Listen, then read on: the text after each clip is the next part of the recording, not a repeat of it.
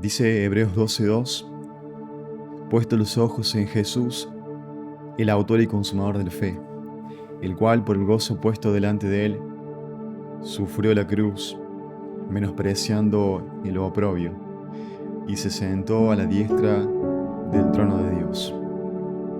Veíamos en días anteriores el llamado claro a tomar el compromiso con el legado de la fe que nos fue encomendado, como también así el llamado a cercenar, a cortar lo necesario para poder así correr libres, pero también el llamado enfático a poder correr con libertad la carrera que tenemos por delante, con una marcada actitud y era la constancia, ese aguante continuo a pesar de, esa paciencia necesaria aún en medio de la carrera, pero también constreñidos, impulsados, estimulados por el amor y ejemplo de Jesús. Y esta mañana quisiera que podamos meditar en la siguiente verdad, y es que se nos llama a una contemplación del verdadero héroe de la fe, a una admiración.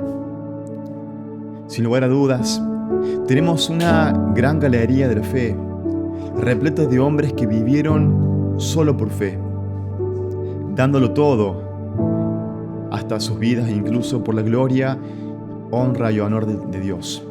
Ellos fueron, al igual que Moisés, gigantes de la fe, quienes vivieron, como dice el verso 25 del capítulo 11, teniendo por mayores riquezas el vituperio de Cristo, que gozar de los deleites temporales del pecado, porque ellos se sostuvieron como viendo al invisible.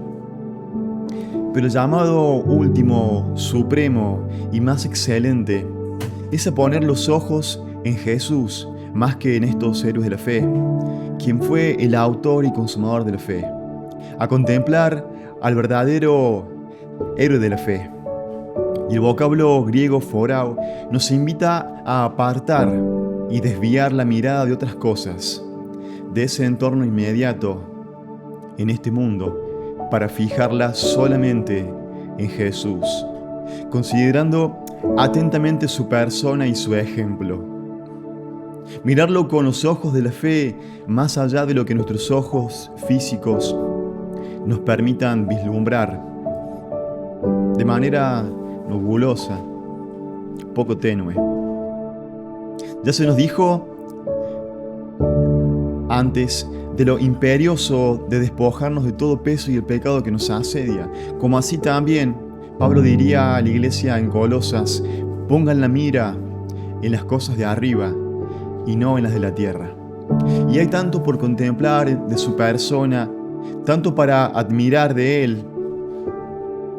Y nos va a decir Franz y George Gruty que el término griego phorao denota tanto el desconocimiento deliberado de las circunstancias presentes como un punto de referencia más allá de ellas en la persona de Jesús, tal vez considerado en la línea de meta.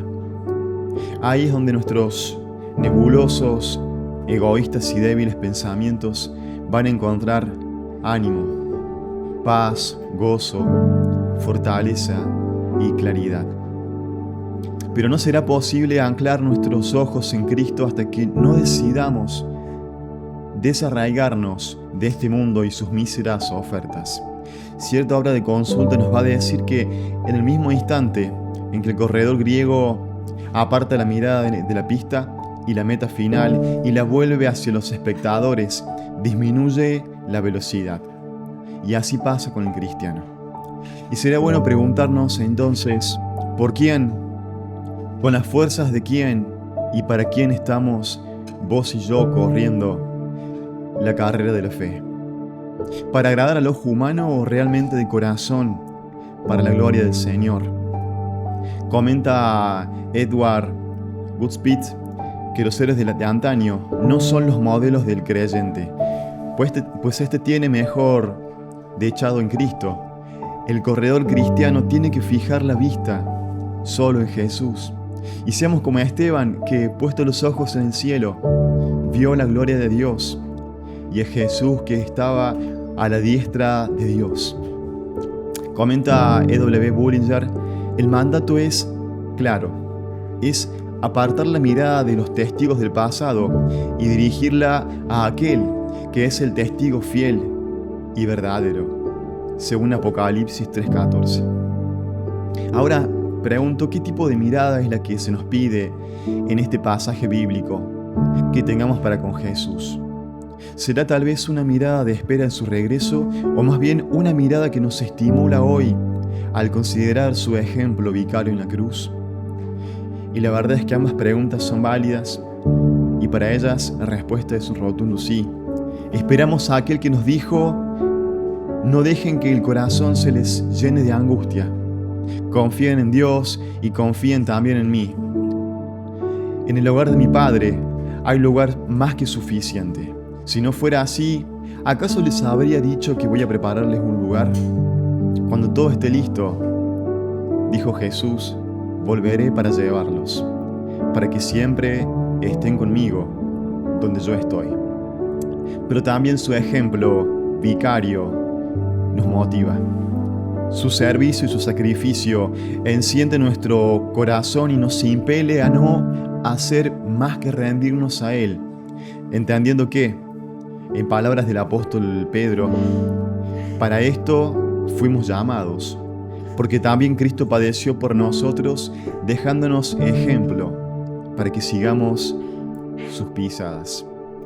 Y en el verso que sigue, el autor de esta carta a los hebreos les va a decir enfáticamente: queridos, consideren a aquel que sufrió tal contradicción de pecadores contra sí mismo, para que vuestro ánimo no se canse hasta desmayar. Bien nos va a decir Arthur W. Pink, es en este punto que muchos fallan. Si el cristiano se niega a sí mismo de diferentes cosas sin un motivo adecuado, es decir, por causa de Cristo, seguirá anhelando en secreto las cosas a las que ha renunciado, o antes de mucho tiempo volverá a ellas, o se enorgullecerá de sus pequeños sacrificios y se volverá un santurrón. La forma más efectiva de hacer que un niño deje caer cualquier objeto sucio o dañino es ofrecerle algo mejor. Y dice un poco más Arthur Pink: la mejor manera de hacer que un caballo cansado se mueva más rápido es no usar el látigo, sino girar la cabeza hacia casa. Así, si nuestros corazones están ocupados con el amor sacrificial de Cristo por nosotros, seremos obligados, seremos impelidos a abandonar todo lo que le desagrada. Y cuanto más nos detengamos en el gozo puesto delante de nosotros, más fuerza vamos a tener para correr con paciencia la carrera que tenemos por delante. Fin de la cita. En conclusión, querido amigo, estos héroes de la fe mencionados anteriormente no deberían ser el todo para vos y para mí, ni la aspiración más plena e ideal a seguir.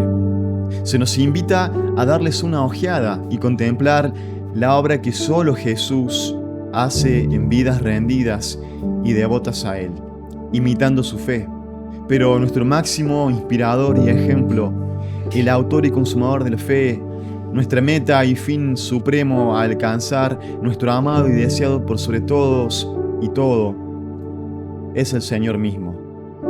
Comenta Matthew Henry: cuando estén agotados y débiles en sus mentes, recuerden que el Santo Jesús sufrió para salvarnos de la desgracia eterna. Mirando fijamente a Jesús, sus pensamientos fortalecerán santos afectos y subyugarán los deseos carnales. Entonces, dice Matthew Henry, pensemos frecuentemente en Él. ¿Qué son nuestras pequeñas pruebas comparadas con sus agonías o siquiera con nuestras desolaciones? ¿Qué son en comparación con los sufrimientos de tantos otros? Dice por último el himno compuesto por Helen H. Lemmel y nos invita a esto: Volved vuestros ojos a Jesús. Poneos su rostro maravilloso a contemplar, y las cosas de la tierra parecerán palidecer ante la gloria y gracia de su luz. El llamado es claro: pongamos la mirada en Jesús. Contemplemos al verdadero héroe de la fe. Dios te bendiga en esta mañana.